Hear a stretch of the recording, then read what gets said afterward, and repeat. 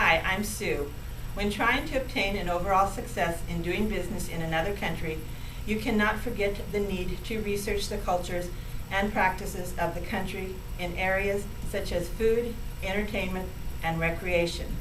The history of Australian cuisine began originally with the traditional British food, which was brought by the first British settlers. Modern-day Australian cuisine have been influenced by the influx of many immigrants such as Mediterranean, Greeks, Lebanese, and Italians, and Asian, Indian, Chinese, and Japanese being a couple of the main ones.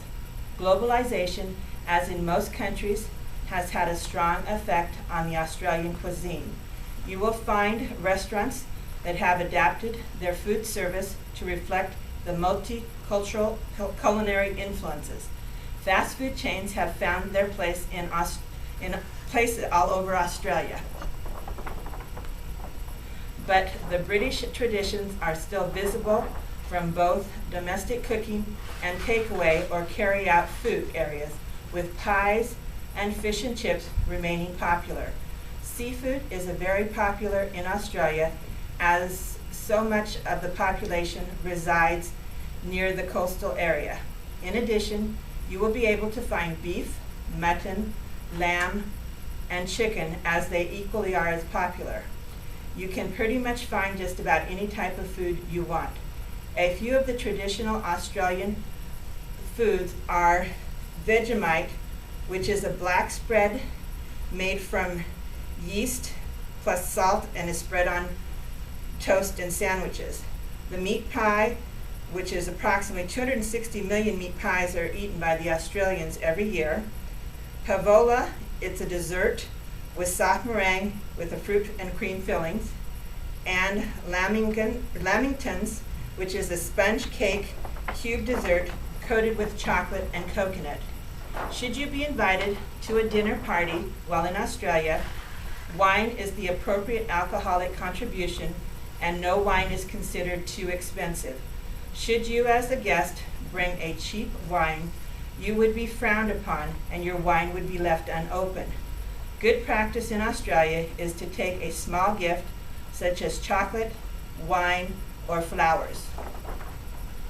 Be aware that the social rules of the round or shout, this might be one of the most important rules that you should be aware of if you go out with your Australian counterparts. A round is where one individual will pay for the drinks of the others in the party. Once you have finished the drinks, another member of the party will get the next round.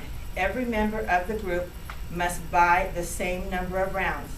The round is also a reason why non-sexual relationships between men and women are very common in Australia. It is acceptable for single women to go out drinking with men, provided she buys her round, and she will then be treated as one of the boys. Due to the Australian climate, you may also find yourself invited to a barbecue. There is an Australian adage that when hosting a barbecue, a knock on the door should never be answered, as it means the guest is not carrying the required case of beer, or grog as beer is referred to in Australia. One should only answer a kick on the door if invited to someone's home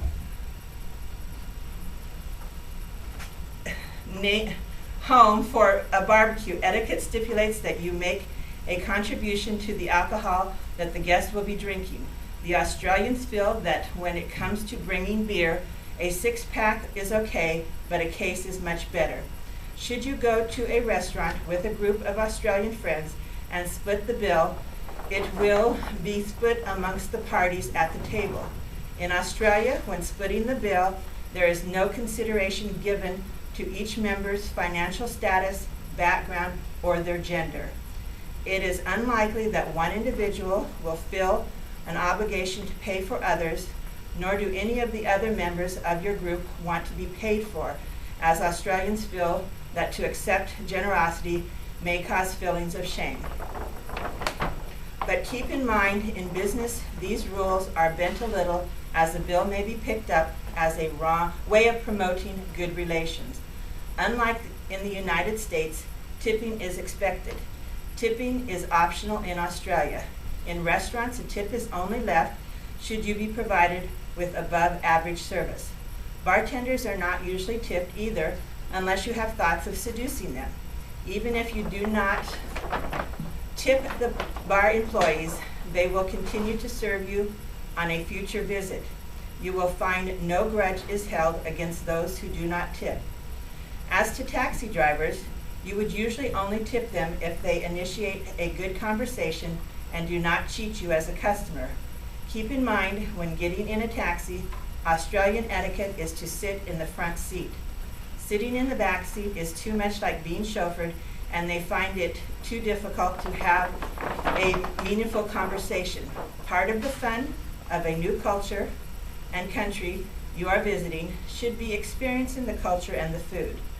It may seem strange to ask for a dead horse, which is tomato sauce, to go with your fries, and you can probably only get away with this slang in the outback rather than a refined Sydney restaurant. And it may not always be obvious to go to the milk bar for food, which is the corner shop that sells carry-out or takeaway food. Just make sure that when you have finished your meal, you ask for the docket, which is the bill or receipt before you leave. A part of Australia's entertainment and recreation, many types of sports are practiced, and due to the favorable climate, most of them are outdoor sports. The Australians are hard competitors and are considered one of the most competitive people in the world. Should you want to involve yourself in Australian recreation, surfing and amateur fishing are two of the most popular sports. Additionally, you could partake or view such sports as rugby, cricket, golf, soccer, rowing, sailing, volleyball, basketball, and swimming, which are also very popular. Basically, you can probably find just about any sport you might want.